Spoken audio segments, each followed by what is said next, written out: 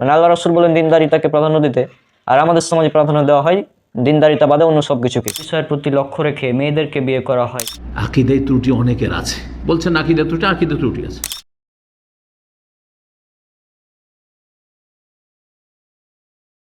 আসসালামু আলাইকুম ওয়া রাহমাতুল্লাহি ওয়া বারাকাতুহু। আলহামদুলিল্লাহ, সমস্ত প্রশংসা আল্লাহ সুবহানাহু ওয়া তাআলার জন্য। অতঃপর আমার এবং আপনার প্রিয় নবীর উপর দুরূদ এবং সালাম বর্ষিত হোক। সকলেই বলি সাল্লাল্লাহু আলাইহি ওয়াসাল্লাম। আজকে আমাদের বিবাহ সিরিজ পর্ব নম্বর 2। আজকে আলোচনা করব পাত্র এবং পাত্রী নির্বাচন। আপনারা যখন বিয়ে করবেন তখন কেমন পাত্রী নির্বাচন করবেন এবং কেমন পাত্র নির্বাচন করবেন, এ ব্যাপারে আল্লাহ রাসূল সাল্লাল্লাহু আলাইহি ওয়াসাল্লাম আমাদের কি নির্দেশনা দিয়েছেন, এটাই আমরা আজকে আলোচনা করব। তো চলুন শুরু করা যাক। প্রথমত সহিহ বুখারী কিতাবুন নিকাহ অর্থাৎ বিবাহ অধ্যায় হাদিস নাম্বার 5090। এখানে বলা হচ্ছে, আবু হুরায়রা রাদিয়াল্লাহু আনহু হতে বর্ণিত, নবী সাল্লাল্লাহু আলাইহি সাল্লাম বলেন, 4টি বিষয়ের প্রতি লক্ষ্য রেখে মেয়েদেরকে বিয়ে করা হয়: তার সম্পদ, তার বংশমর্যাদা, তার সৌন্দর্য ও তার দিনদারি। সুতরাং তুমি দিনদারিকেই প্রাধান্য দেবে, নতুবা তুমি ক্ষতিগ্রস্ত হবে। এই হাদিসটা সহিহ মুসলিমেও আছে, হাদিস নাম্বার 1466।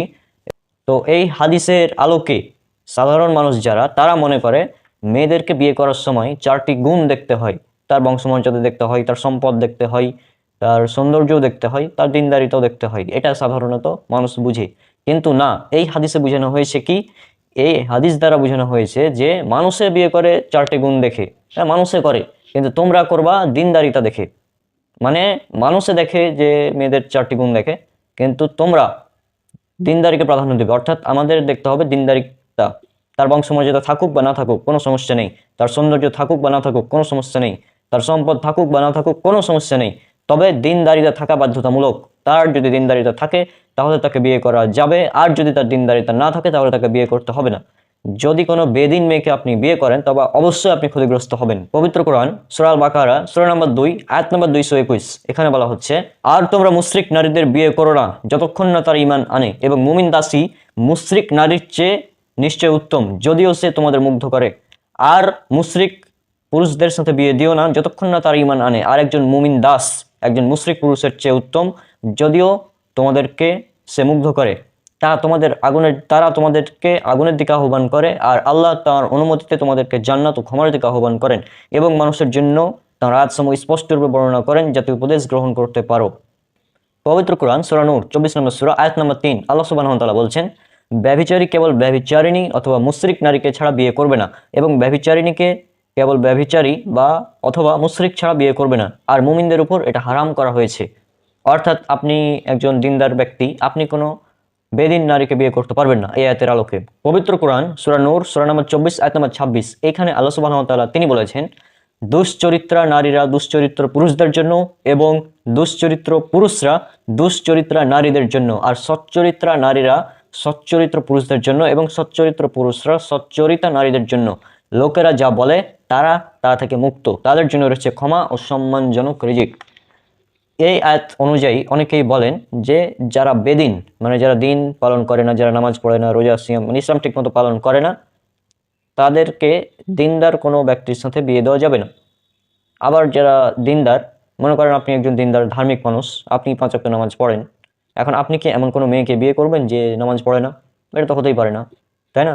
আবার আপনি একজন ধার্মিক মহিলা, আপনি নিয়মিত পর্দা করেন, নামাজ রোজা সিয়াম মানে ইসলাম ভালো মতো পালন করেন, আপনি কি একজন বেনামাজি ছেলেকে বিয়ে করবেন? অবশ্যই করবেন না। তো এটা এই আয়াত দ্বারা আমরা বুঝতে পারি, এবং এই হাদিসের আলোকে। আর এই জন্যই আল্লাহ রাসূল সাল্লাল্লাহু আলাইহি সাল্লাম তিনি দিনদারিতাকে প্রাধান্য দিতে বলেছেন বিয়ের ক্ষেত্রে। ছেলেও দিনদার, মেয়েও দিনদার হতে হবে। আর একটি হাদিস আমরা উল্লেখ করব। এই হাদিসটা উল্লেখ করা হচ্ছে জামিয়াত তিরমিজি হাদিস নম্বর 1084, ইবনে মাজাহ হাদিস নম্বর 1967, এবং এই হাদিসের সনদকে ইমাম নাসিরউদ্দিন আলবানী রাহিমাহুল্লাহ তিনি তার সিলসিলা সহিহা এর 1022 নম্বর হাদিসের আলোকে হাসান বলেছেন, এবং শেখ জুবাইর আলী জাই রাহিমাহুল্লাহ তিনি জয়ীব বলেছেন এই হাদিসকে। তো এই হাদিসে যেটা উল্লেখ করা হচ্ছে সেটা হচ্ছে এটা যে আবু হুরায়রা রাদিয়াল্লাহু আনহু থেকে বর্ণিত আছে, তিনি বলেন, রাসূলুল্লাহ সাল্লাল্লাহু আলাইহি সাল্লাম বলেছেন, তোমরা যে ব্যক্তির দিনদারি ও নৈতিক চরিত্রে সন্তুষ্ট আছো, তোমাদের নিকট সে ব্যক্তি বিয়ের প্রস্তাব করলে তবে তার সাথে বিয়ে দাও। তা যদি না করো তাহলে পৃথিবীতে ফিতনা, ফাসাদ ও চরম বিপর্যয় সৃষ্টি হবে। আপনার একটি মেয়ে আছে, আপনি আপনার মেয়ের বিয়ে দিতে যাচ্ছেন, তো এমন একজন ছেলে পেয়েছেন যে দিনদার, কিন্তু তার আয় রোজগার হয়তো কম, সে হয়তো অত ধনী না, ধন সম্পদ তার নেই, তবে তার দিনদারিতা আছে, সে দিনদার। তো দিনদার ছেলেকে যদি আপনি পেয়ে যান, তাহলে আল্লাহ রসুল বলছেন তাকে বিয়ে দিয়ে দাও। যদিও এই হাদিসের সনদ নিয়ে ইখতিলাফ আছে, তারপরেও তাকে বিয়ে দিয়ে দাও। যদি না দাও তাহলে ফিতনা ফাসাদ তৈরি হবে। আর বিয়ের ক্ষেত্রে আমাদের সমাজে সবচেয়ে বেশি যেটা মানুষ দেখে বর্তমানে, মেয়েদেরকে যখন বিয়ে দিতে যাই তখন জিজ্ঞাসা করে ছেলে কি করে। ছেলে নামাজ পড়ে কি না পড়ে এগুলো দেখার দরকারই নাই। ছেলের ইনকাম কত, সে কিভাবে ইনকাম করে, হালাল না হারাম, এটাও দেখার দরকার নেই। মানে আমাদের সমাজে এটা হয় আর কি। তারপর মানে এই বিষয়গুলো আসলে তারা গুরুত্ব দেয় না। মানে সবকিছু দেখার পর দিনদারিতা থাকলেও বিয়ে দিবে, না থাকলেও বিয়ে দিবে, এরকম অবস্থা। মানে আজীব ব্যাপার। মানে আল্লাহ রসুল বলেন দিনদারিতাকে প্রাধান্য দিতে, আর আমাদের সমাজে প্রাধান্য দেওয়া হয় দিনদারিতা বাদে অন্য সব কিছুকে। তো আশা করছি আপনারা বিষয়গুলো বুঝতে পারছেন যে আমাদের অবশ্যই ছেলে এবং মেয়ে উভয়কেই পাত্রপাত্রী নির্বাচনের জন্য প্রাধান্য দিতে হবে দিনদারিতাকে। সৌন্দর্য পরে, বংশমর্যাদা পরে, এবং তার সম্পদ এগুলো পরে। আচ্ছা, দিনদারিতা এর মান হচ্ছে 1, এবং সৌন্দর্য, বংশমর্যাদা এবং সম্পদ এগুলো সব 0 করে। দিনদারিতার ক্ষেত্রে আমি প্রথমে 1 ধরলাম। এর সাথে যদি সৌন্দর্য হয় তাহলে 1 এর পাশে 0 10। এরপর যদি বংশমর্যাদা থাকে তাহলে আর একটি 0 100। এরপর যদি সম্পদ থাকে তাহলে আরও একটি 0 1000।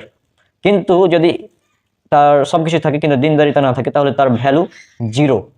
সুতরাং আপনারা বুঝতেই পারছেন আমি কি বোঝাতে চাইলাম। আজকের এই ভিডিওতে আমরা একটি ব্যাপক প্রচলিত ভুল ধারণা নিয়ে আলোচনা করব। এই ভুল ধারণাটি আমাদের মুসলিমদের মাঝে ব্যাপকভাবে প্রচলিত। অনেক মানুষ আছে যারা মনে করে যে মেয়েদেরকে বিয়ে করার সময় 4টি গুণ দেখতে হয়, অর্থাৎ 4টি গুণ দেখেই তাকে বিয়ে করতে হয়। মনে হয় এটাই ইসলামের আদেশ যে 4টি গুণ তুমি দেখে বিয়ে করো, এটা অনেকে মনে করে। কিন্তু এখানে একটি ব্যাপক ভুল ধারণা তৈরি হয়ে গিয়েছে। সেটা হচ্ছে সহিহ বুখারী কিতাবুল নিকা, অর্থাৎ সহিহ বুখারী বিবাহ অধ্যায়ের 67 নম্বর অধ্যায়, হাদিস নাম্বার 5090। এখানে উল্লেখ করা আছে রাসূল সাল্লাল্লাহু আলাইহি ওয়াসাল্লাম তিনি বলেছেন 4টি বিষয়ের প্রতি লক্ষ্য রেখে মেয়েদেরকে বিয়ে করা হয়: তার সম্পদ, তার বংশমর্যাদা, তার সৌন্দর্য এবং তার দিনদারি। সুতরাং তুমি দিনদারিকে প্রাধান্য দেবে, নতুবা তুমি ক্ষতিগ্রস্ত হবে, নতুবা তুমি লাঞ্ছিত হবে। রাসূল সাল্লাল্লাহু আলাইহি ওয়াসাল্লাম বলেছেন দিনদারিকে প্রাধান্য দিতে।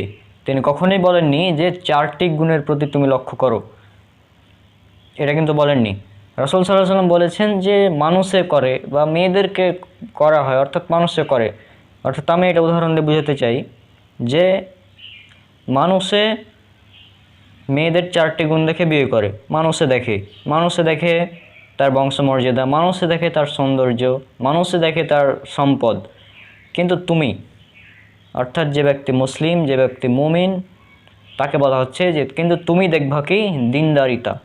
অর্থাৎ আমাদেরকে রাসূল সাল্লাল্লাহু আলাইহি ওয়াসাল্লাম আদেশ করেছেন দিনদারিতা দেখতে আমাদের আদেশ করেছেন। তার মানে এই না যে সৌন্দর্য দেখা যাবে না, বংশমর্যাদা দেখা যাবে না, বা সম্পদ দেখা যাবে না, এগুলো জায়েজ। কথা হচ্ছে 4টি যে গুণের কথা বলা হচ্ছে, 4টি গুণের মধ্যে প্রথম 3টি সেটা হচ্ছে জায়েজ। সেটা হচ্ছে তার সম্পদ দেখা, এটা জায়েজ, দেখতে পারেন, আপনার ইচ্ছা। তারপর তার বংশমর্যাদা আপনি চাইলে দেখতে পারেন। 3 নাম্বার তার সৌন্দর্য, আপনি চাইলে দেখতে পারেন। তবে 4 নাম্বার পয়েন্ট যেটা দিনদারি, এটা হচ্ছে মাস্ট, এটা থাকাই লাগবে। একটা মেয়ে দেখতে অনেক সুন্দর, অর্থাৎ তার সৌন্দর্য আছে, তারপর তার বংশমর্যাদাও আছে, তার সম্পদও আছে, কিন্তু সর্বশেষ পয়েন্ট তার দিনদারিতা নাই, তাহলে তার 3টা পয়েন্ট থাকলে এটা বাতিল, সে মেয়েকে বিয়ে করা যাবে না। অর্থাৎ একটা মেয়ে দেখতে খুবই সুন্দর, বংশমর্যাদাও ভালো, তার সম্পদও আছে, কিন্তু দিনদারিতা নাই, সে পর্দা করে না, নামাজ ঠিকমতো পড়ে না, তাহলে তাকে বিয়ে করা যাবে না।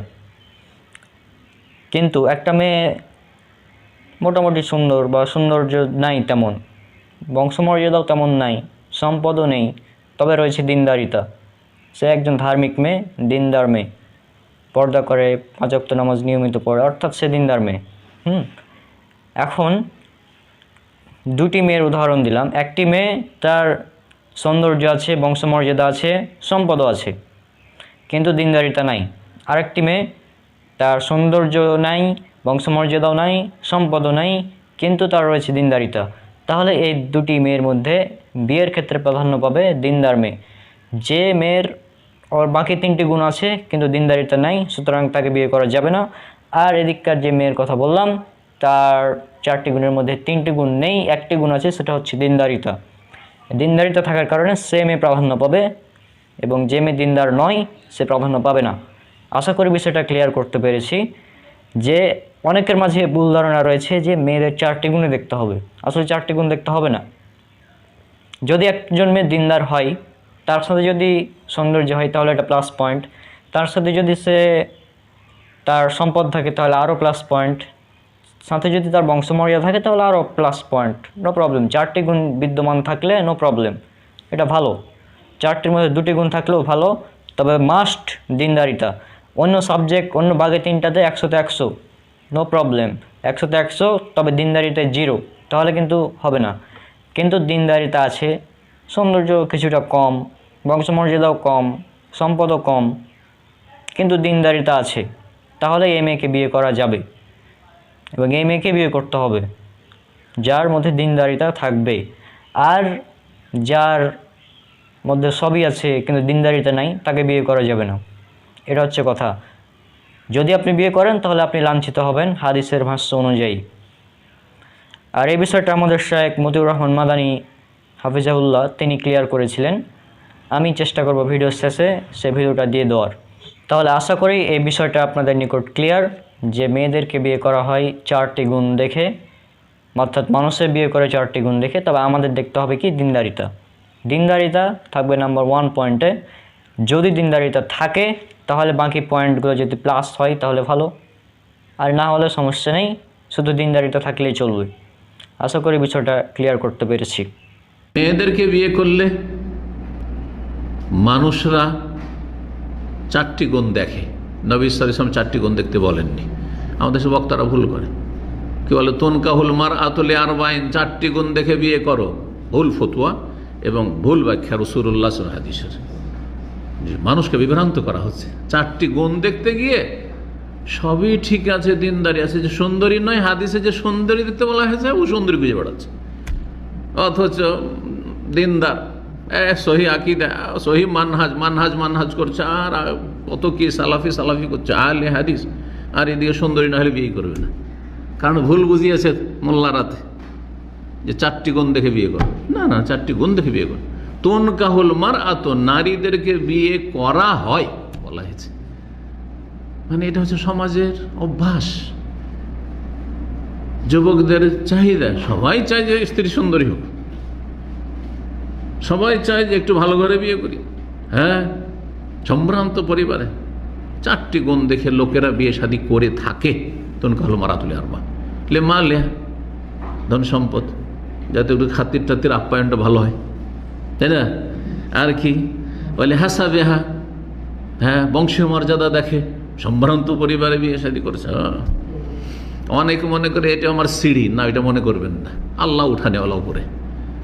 যারা এই ধারণা করে যে আমি অমুক পরিবারে যদি আমি রিলেশন করে বিয়ে করতে পারি তাহলে আমি ওপরে উঠে যাব, তাহলে গায়রুল্লাহর উপর আস্থা করলাম, এটা এক ধরনের শিরক। অজান্তে অনেক মাদ্রাসা বড় বড়, আমি শুনেছি এরকম কথা মোদি ইউনিভার্সিটির এক ছাত্র থেকে, বিয়ে করতে যাচ্ছে একটা সম্ভ্রান্ত পরিবারে বড় একজন শেখের বাড়িতে, আমাদের খুব পরিচিত। আর তারপরে বলছে ওনার বাড়িতে যদি বিয়েটা করতে পারি তো আমি জীবন উদ্ধার হয়ে যাব। নাউযুবিল্লাহ, কি পড়লেন তাহলে?